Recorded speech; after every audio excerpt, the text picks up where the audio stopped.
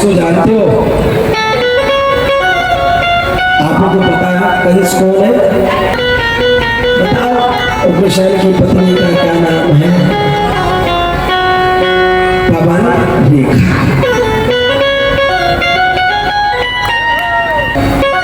ये किसके पुत्र है?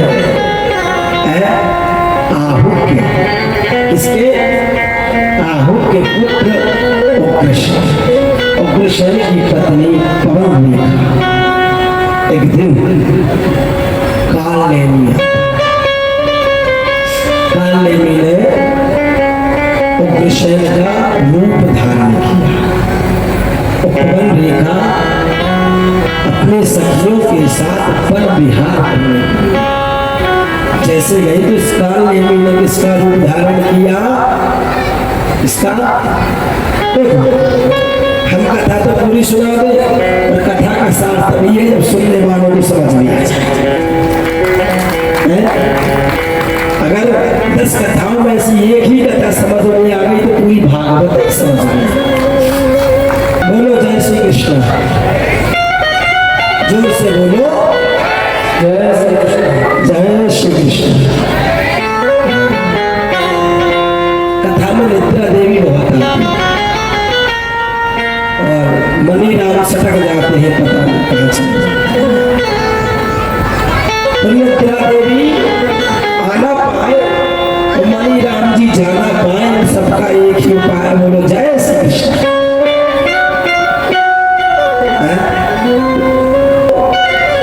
ये वन में गई कालनेमी ने उग्रसेन का रूप धारण किया। जैसे आपने अहिल्या गौतम का चरित्र पढ़ा सुना हो, इंद्र जो आता चरित्र, तो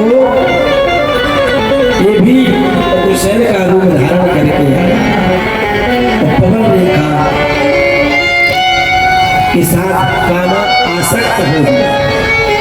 उस काम आसक्त के बाद पवन रेखा गर्भवती हो गई।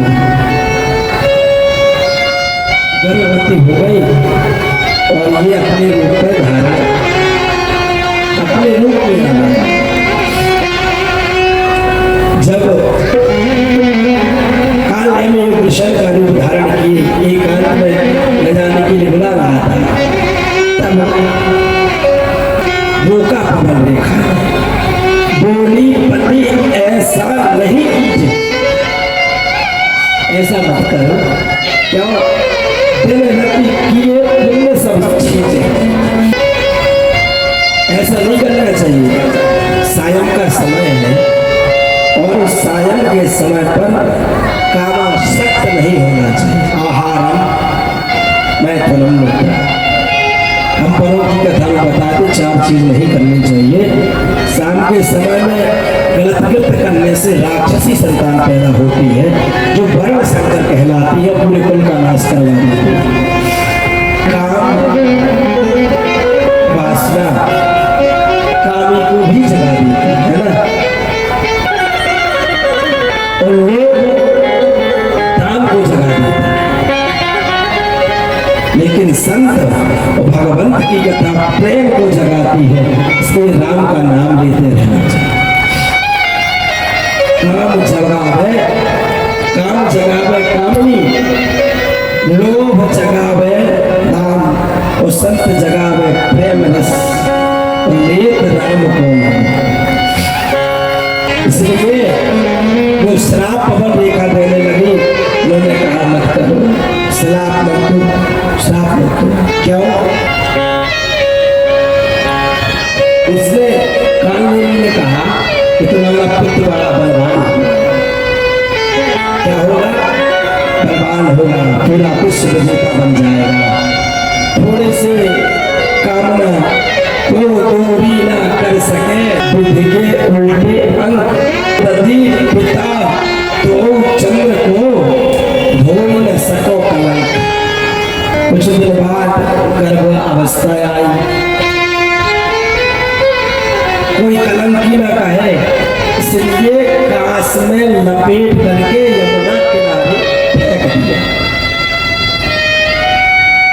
सूरसेन के पास रहने लगा। सूरसेन के पास रहने लगा। पाल लिया, पता चला बड़े लोग कि तुम अग्रसेन के पुत्र हो, तुम्हारी मां ने फेंक दिया। काश में लिपटा हुआ पाया यमुना किनारे, तो काश में लिपटे हुए के कारण उसका नाम पड़ा कंस।